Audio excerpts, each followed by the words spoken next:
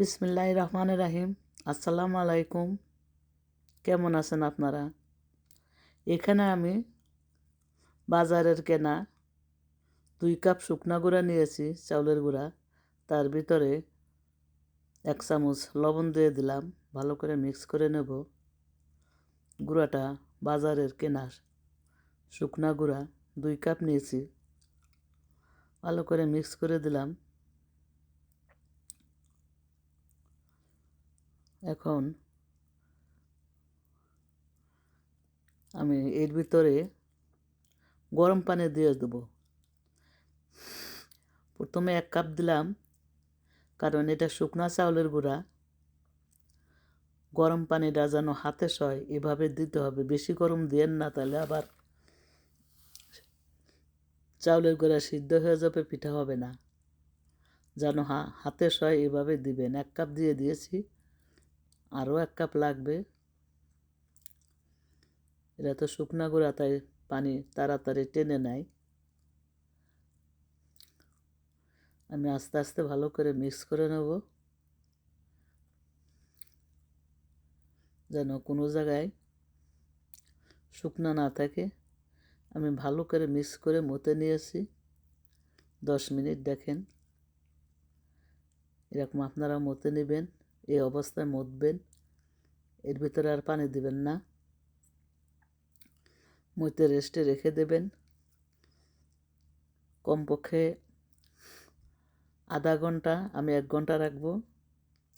একটা পাতিলে আমি 3 লিটার দুধ দিয়েছি, ফুল ক্রিম লিকুইড।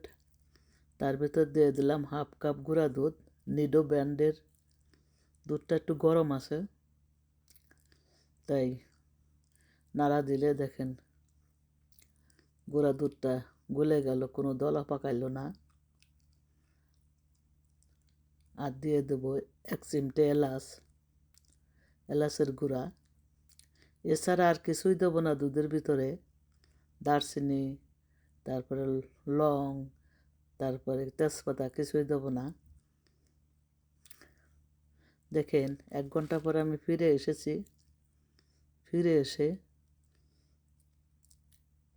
দেখি যে আমার চালের ব্যাটারটা ফুলে ডবল হয়ে গেছে। দেখেন,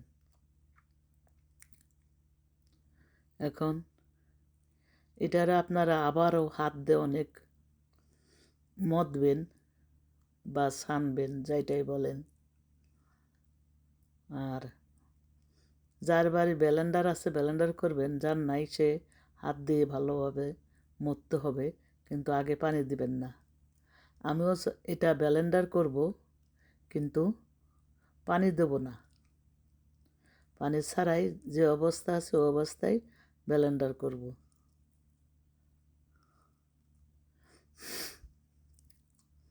ব্যাটারটা আমি কিছু ব্লেন্ডার করে নিয়েছি।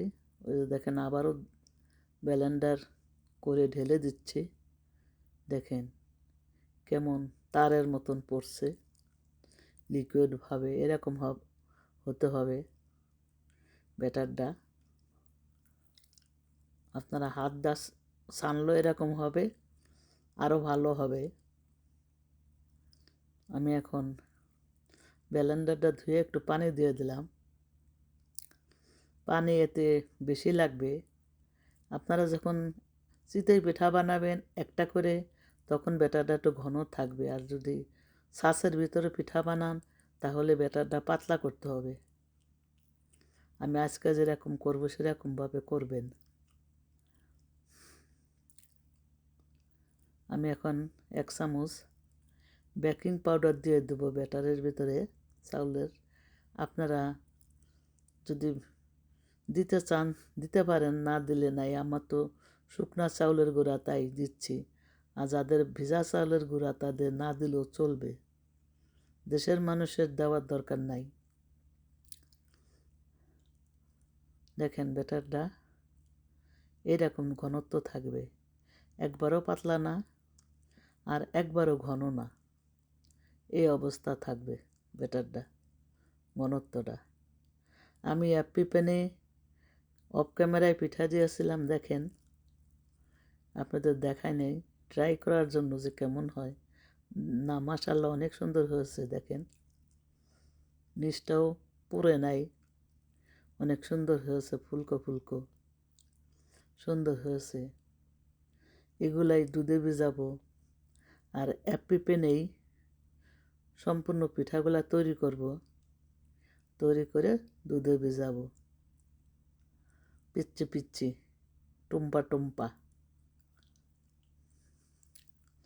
আমি অ্যাপি প্যানে তেল আর পানি, যতটুক তেল ততটুক পানি দিয়ে অ্যাপি প্যানটা ব্রাশ করে নিয়েছি।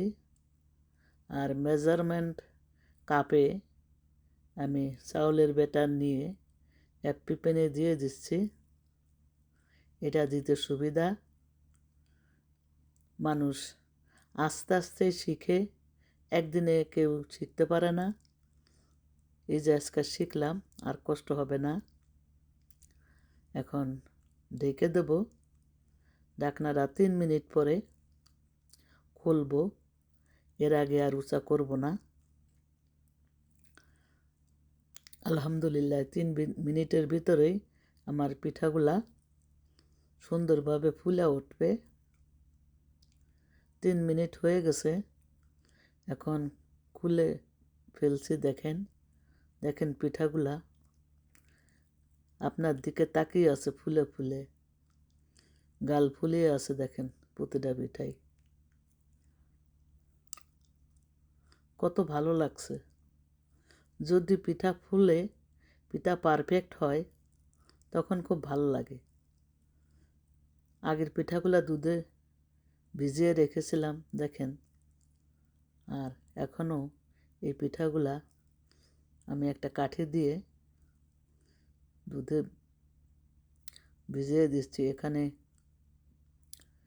গুড় অল্প একটু দিছি মনে হয়, গুড়টা পরে দেব।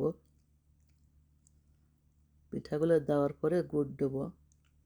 অনেক সময় গুড় ছানা কেটে যায়, এই কারণে গুড় আমি খেজুরের গুড় জাল দিয়ে রেখেছি আরেকটা চুলায়।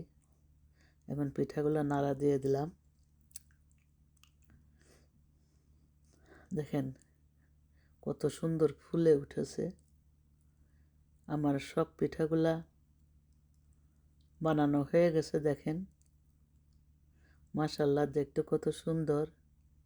শুকনা চাউলের গুঁড়া দিয়ে বানাইছি। অনেক অনেক টেস্টি হয়েছে, অনেক মজা হয়েছে। আমার হাজব্যান্ড অলরেডি 10টা খেয়ে নিয়েছে। আমিও টেস্ট করে দেখেছি, আসলে অসাধারণ হয়েছে। নরম তুলতুলে, উঠানোই যায় না, অনেক ভেঙে গেছে উঠাইতে গিয়ে। অনেক কষ্টে সার্ভিং ডিশে আমি উঠাইছি। আমি বেশি মিষ্টি দেই নাই, আপনারা পরিমাণ মতো দিবেন। দেখেন পিঠাগুলো কিভাবে টুম্পা টুম্পা ভাবে ফুলে আছে, আর এর ভিতর দেখেন রসে টইটুম্বুর। এখনো মানে গরম, তাড়াতাড়ি শুয়ে পড়বে, এই জন্যই ভিডিও শেষ করছি। দেখেন হয়তো সকালে আরও রস খেয়ে ফুলে যাবে। প্রতিটা পিঠাই আমার ফুলে টইটুম্বুর হয়েছে রসে। তা আমার এই সোজা রেসিপি যদি আপনাদের ভালো লেগে থাকে, যদি একটুও ভালো লেগে থাকে, একটা লাইক দিবেন এবং সাবস্ক্রাইব করার অনুরোধ রইল। আবার হাজির হয়ে যাব নতুন কোনো রেসিপি নিয়ে, সাথেই থাকবেন।